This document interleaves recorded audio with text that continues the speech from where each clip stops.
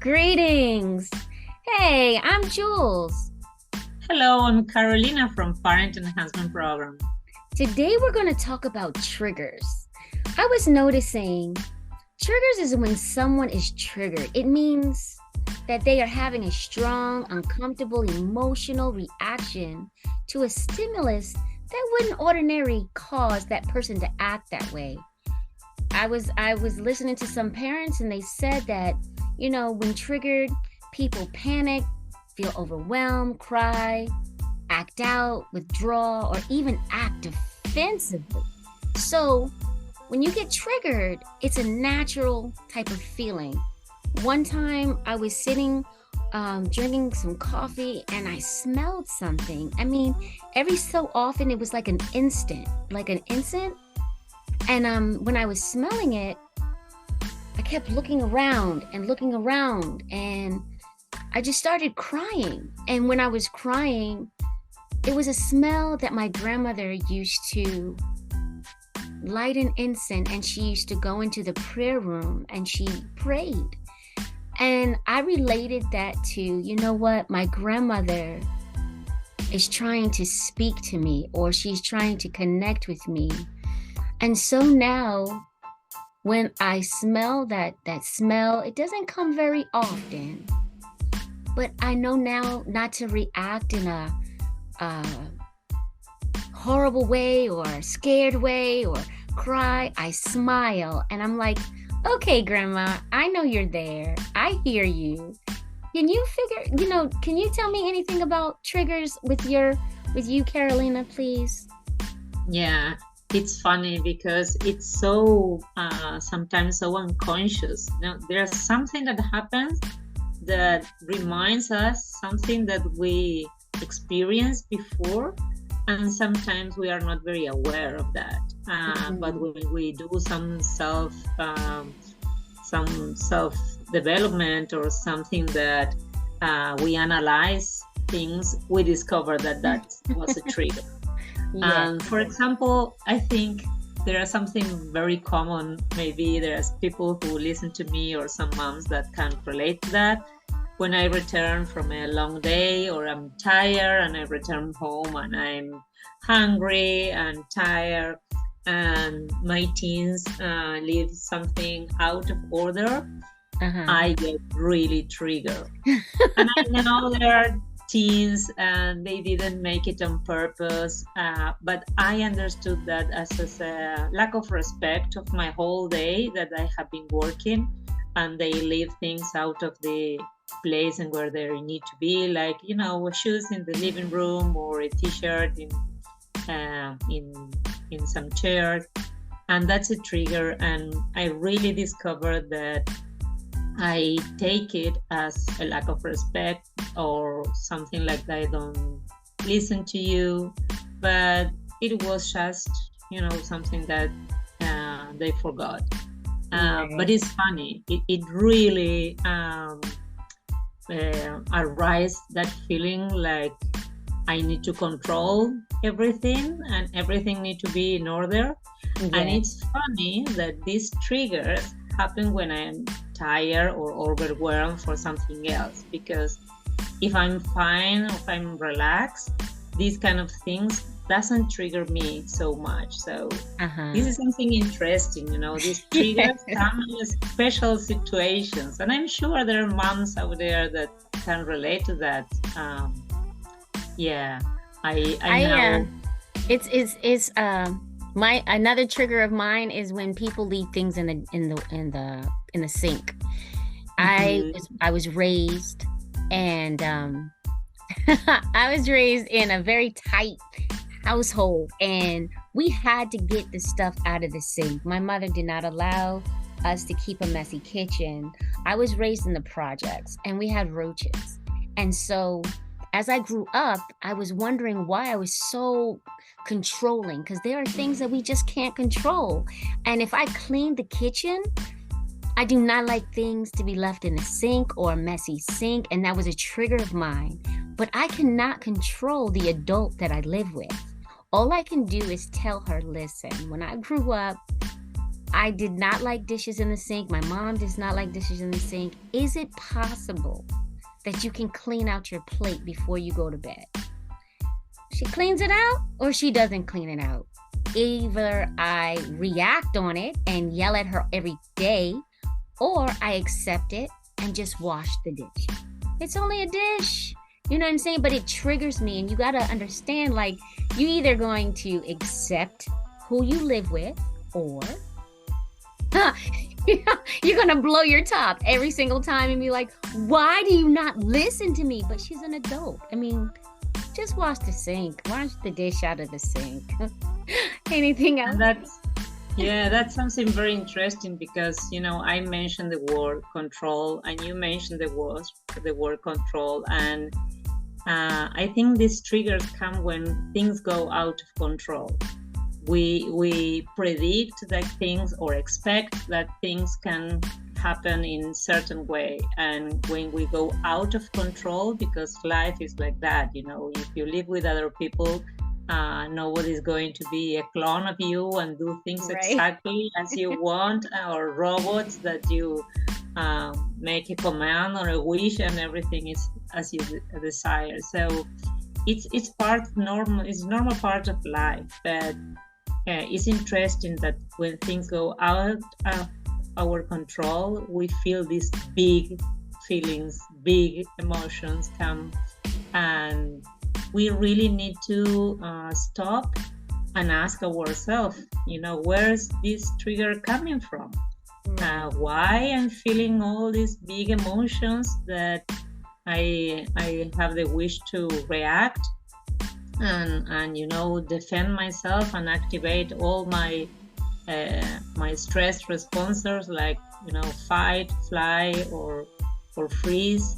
Why is all this happening? And sometimes these things are very conscious and we know, but still happen. And sometimes we really don't know where all this stuff is coming from. So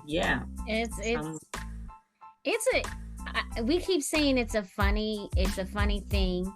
I think because we already can accept it, and but there are parents out there that they have to get to what is it that is triggering them, what is it that is making them have these big emotions, because it tramples onto their children. And as you were saying, when you have a long day at work, you get triggered when you come in and the house is not clean. There's a lot of parents out there that have toddlers, and all they want to do is jump on you and share that emotion of happiness to tell you about their day, and you get triggered. You get that feeling like, get out of my face, get off of me, stop this and that. And maybe when you was younger, you didn't get all of that love and affection and stuff like that.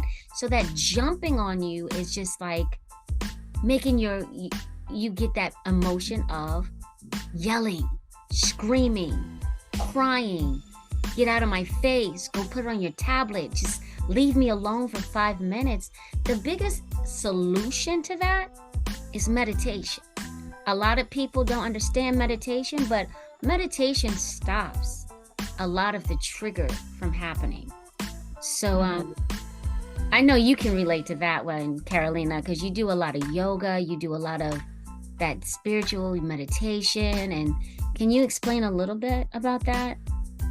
Well, these kind of habits are helping us, and it's not happening in one day. That's something that we always need to say, because it looks like some parents want a magic solution, or tell me what to do and I am going to do it. Triggers really come and can come every day. What we realize is there are some little habits that help us so much to reduce the triggers, or to be aware and to pause and stop and realize what it comes from other experiences and what is happening now. See the situation in a more objective way, without putting so much, and separate what belongs to you and what belongs to the other ones. In the example I did with the house that is there have things out of order, I realized that it's not on purpose. They didn't do it just to annoy me. It was just because they forgot. But we can have a conversation and we can say, what really triggers me is when I come late, I'm tired, I'm hungry, and I see things out of the place because I feel like blah, blah, blah, blah. But other little things I was doing and were helping me so much. For example, have a snack when I come out of work. So when I arrive home, I'm not hungry and I'm not of a very bad mood, not so much stress. And, it happens, but, it really helped me because there are so many things that add to, when I come and I'm tired, I'm hungry, and I want to just have a bath and relax a little bit. Other moms told me that they can stop in the car and do some breathing or, get some fresh air, walk just a little bit around before they arrive home. And these little habits, like, for example, in my case, getting out of the bed earlier than the whole family, and have some time for myself in silence, organize my day, see how it's going to look like, and see what's going to happen at each moment. It helped me to have more control of the situation, so I don't have so many windows for triggers. And when it comes, I'm a little bit more in control. I know, well, I'm tired, I'm hungry, or I have so many things to do, or I have this emotion or this situation happen in my life. I know that I'm more vulnerable for these triggers.